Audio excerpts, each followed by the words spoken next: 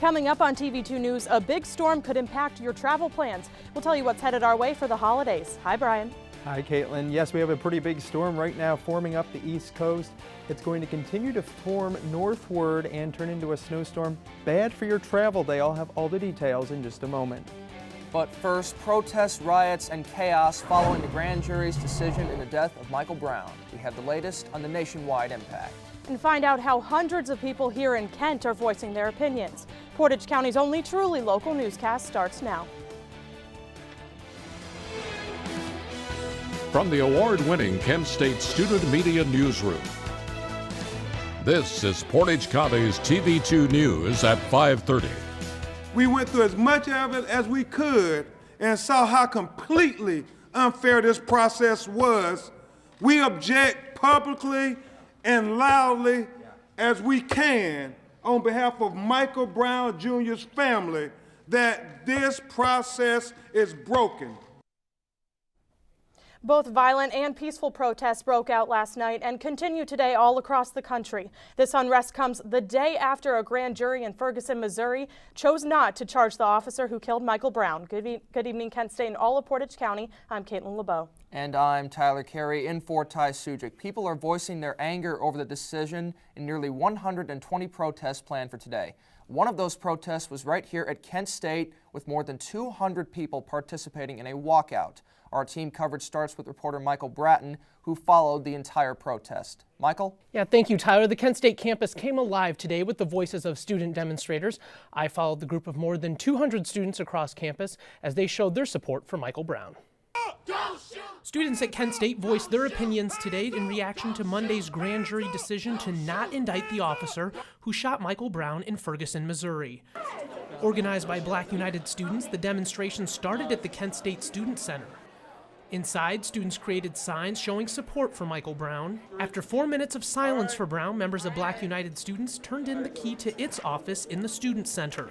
Demonstrators then began their march across the Kent State campus with a stop at Oscar Ritchie Hall, where Black United students plans to move its offices. Vice President of Black United Students, Mamadou Indai, says the purpose of today's march is to show support for the Black community at Kent State. The primary purpose is to, one, unify our community and show that even though the justice system does not give us justice, we're still going to be strong and work together in order to voice our concerns. After moving its belongings into Oscar Ritchie Hall, Black United students and other demonstrators continued their march to front campus. Now here at Kent State University, members of Black United students and students in general are gathering on campus to show their support for Michael Brown and show their support for a change that they say needs to come in the justice system. Dr. Patrick Coy is the director of the Center for Applied Conflict Management at Kent State. He says he's not surprised to hear of a localized demonstration due to such a big national conflict.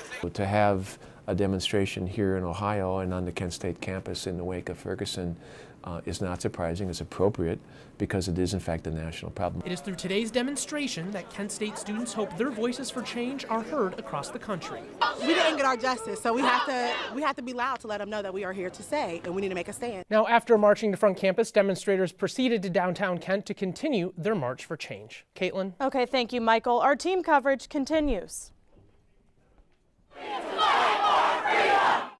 Students arrived at the last stop on their protest march this afternoon, the Kent City Police Station. They joined in with songs and chants on the front steps of the station on South Water Street.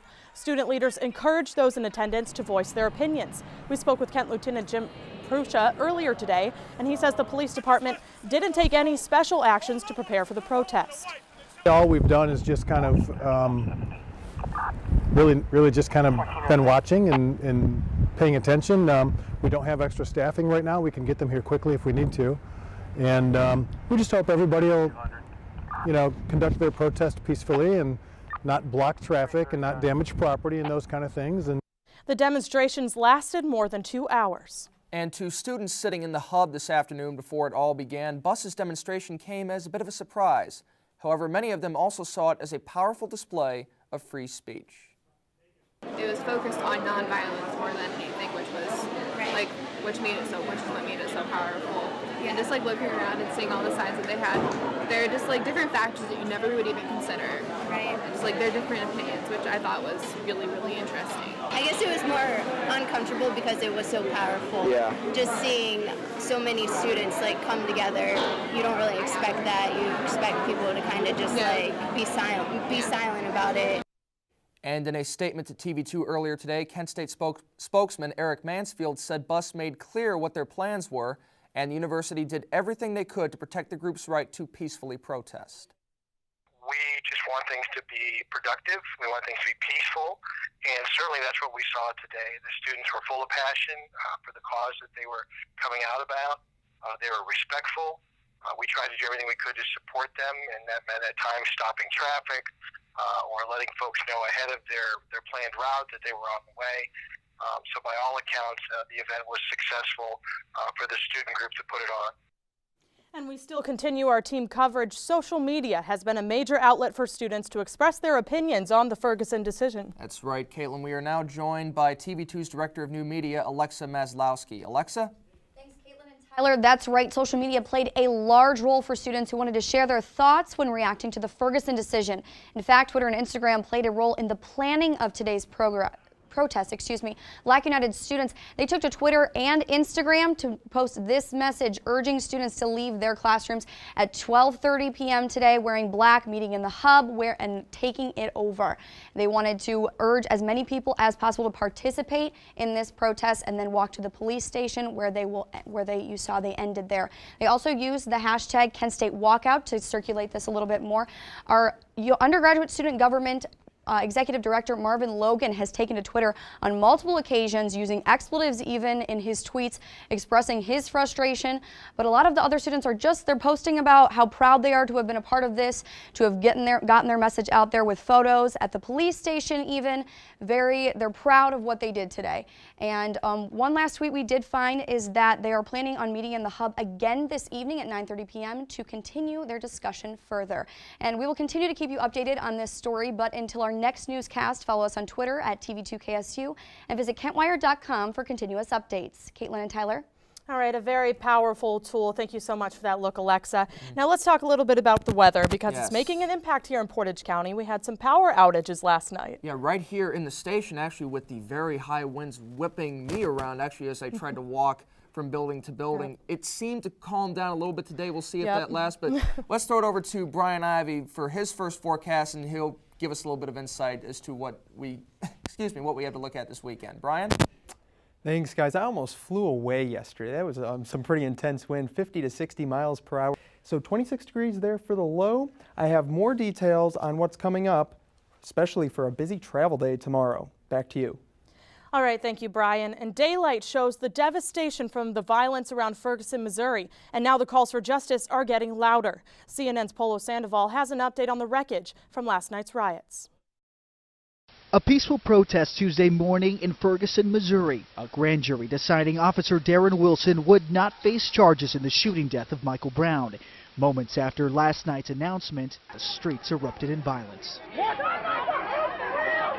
Police fired tear gas to try and move the crowds amid looting and gunshots. More than a dozen buildings as well as police cars were torched. Violence doesn't solve anything, and if we're going to have real change in this community, it's going to take all of us working together and not committing violence. This comes despite pleas for calm from the family of Michael Brown, saying they want something positive to come from his death. Their anger and desperation evident in this YouTube video. It was posted by the New York Times, shot last night as they found out about the grand jury's decision. I've been here my whole life. I ain't never had to go through nothing like this. Raw emotion, not appropriate at all, completely inappropriate. And, you know, God forbid your child is killed the way they kill, and then they get that just devastating announcement. Officer Wilson supporters want critics to look at the evidence as the grand jury did. Physical evidence isn't moved by emotion or news coverage or anything else. It speaks for itself. And now one of the first signs that the police department could be rethinking its strategy. We now know that it's putting up a series of barriers and really a wall around the Ferguson Police Department. The main concern here is that there could be a repeat of last night. In Jennings, Missouri, I'm Polo Sandoval reporting. As of this evening, Officer Darren Wilson remains on paid leave, and following that violence, Missouri Governor Jay Nixon says more than 2,000 National Guardsmen will be in Ferguson area tonight. And controversy surrounding the Ferguson case left many wondering about the decision process. Correspondent Nicole Jelinek has more now on how the grand jury reached their decision. Nicole? Thank you, Tyler. In order to shed some light on the Ferguson decision, I spoke with Professor Paul Mastriakovo, who serves as an assistant prosecutor for 20 years. A grand jury is a tool used to charge someone with a crime. And some state constitutions require the use of a grand jury before making felony charges. From there, the prosecutor presents evidence allowing the grand jury to listen or ask for clarification. The proceeding is secret, giving the grand jury a chance to meet alone and discuss if the facts fit the crimes. In typical cases, the prosecutor would release all of the indictments at the same time through a press release. Professor Paul Mastriakovo said Ferguson grand jury decision was different.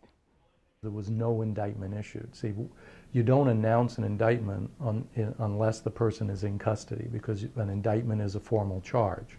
So if the person hadn't been in custody, after the indictment, they would be arrested on the indictment or served with the indictment prior to announcing it publicly. St. Louis County Prosecutor Robert McCullough said that the grand jury heard more than 70 hours of testimony and from about 60 witnesses. Grand jury evidence reports are available online. Caitlin?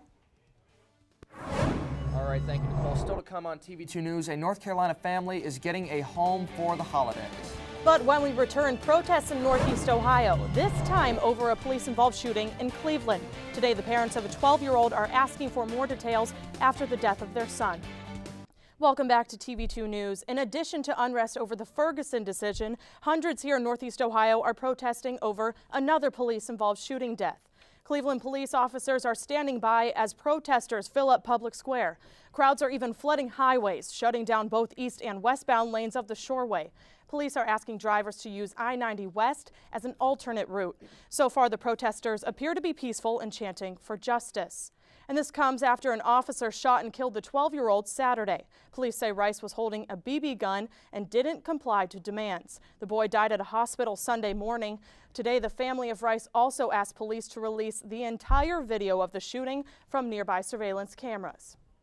And Cleveland will host the Republican National Convention in 2016, and now the Democratic National Convention could be right here in Ohio as well.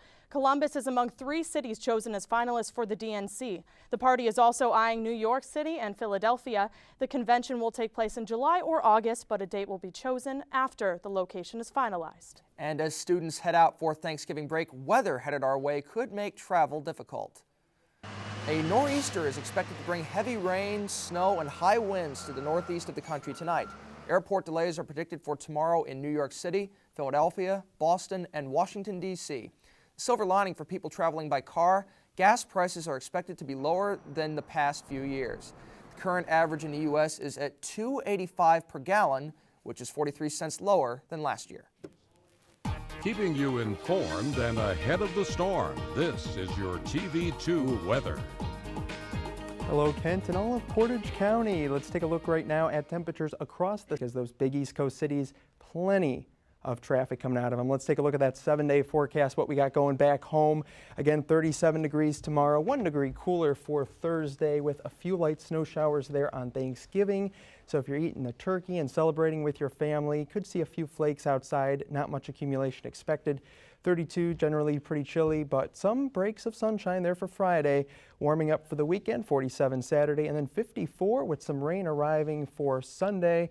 And then as we go into next week, temperatures generally in the middle 40s, not too far from average. So what you're saying is there's a good chance we're going to have a white Thanksgiving this year. At least a few flakes, not too much on the ground, but not too bad. A little messy for travel, though. We have a lot of students heading out to go back home, so if they're heading east, something to look out for, Yeah, right? especially through the eastern portions of PA and the East Coast, traveling by air or car, not going to be too great. All right, hopefully they keep a lookout for that. Thank you so much, Brian. Thank you, Brian. Still to come on TV2 News, a family is getting a big treat for the holidays thanks to one organization. And today at the Mack Center, the women's basketball team was looking for their first win of the season. Could they get it done? Find out after the break. And now, your PortageTrailCentral.com sports report. Welcome back to TV2 News Portage County. I'm John Huntsman with your sports report. Today at the Mack Center, the Kent State women's basketball team faced off against the Belmont Bruins, and the Flashes were looking to win their first game of the year. Could they get it done? This game was one of them. All right. Thank you so much, John. Thank you very much, John. When we return, we will take a look at one organization that is making a difference this holiday season. TV2 News will be right back. Thanks for sticking with us. For most people, the holidays are a time for people to gather with their families in the comfort of their homes, but not everyone is so fortunate to have one. Yeah, that's right, Caitlin. WGHP's Stephanie Ando shows us how one organization in North Carolina is making a difference for a homeless family. Most people at the Greensboro Interactive Resource Center have to look out for themselves. Come sit over here. That's especially tough during the holiday. Stephanie Ando, Fox 8 News. You know, this is truly a time for giving thanks, and certainly seeing stories like that really make you be thankful for what you have, and God bless those people for doing what they can do to help out in situations like this. Absolutely. And one of those days where you really, this is nice to have some good news like that, nice to see people doing good things for others, especially when the holidays are right around the corner. That's very true, and I mean, especially when you're not even of well means and you're still able to help provide for others, I mean, that really makes a big impact. It's selfless, huh? It is. All right, well, we're talking about the holiday season, so Brian, let's look again at what weather's coming in for our I can't holiday. believe it's already almost time for Thanksgiving. Tomorrow we're looking at a high of 37, just an isolated rain or snow shower, generally dry throughout the day if you're traveling around the area. But make sure to check your air carrier if you're heading out to the East Coast. Thursday, 36 degrees with those light snow showers around for your Turkey Day. And then Friday, a chilly day, but we are going to warm up for the weekend. Not really too many complaints there. 47 on Saturday and then 54 Sunday with rain arriving into the area as we all head back to classes here at Kent State on Monday. 45 degrees, a few showers around, generally rain to snow, and then 44 for Tuesday. So as always, just looking ahead at that weather, right? Absolutely. All right. That's what I do. Thank you so much, Brian. That is our report for this Tuesday evening. Thank you for joining us. The blurb will not air tonight in TV2 News. We'll be back next Monday as usual. But until then, you can find all of the latest updates on KentWired.com. I'm Tyler Carey. She's Caitlin LeBeau. For all of us at Portage County's TV2, have a great night and a safe, enjoyable break.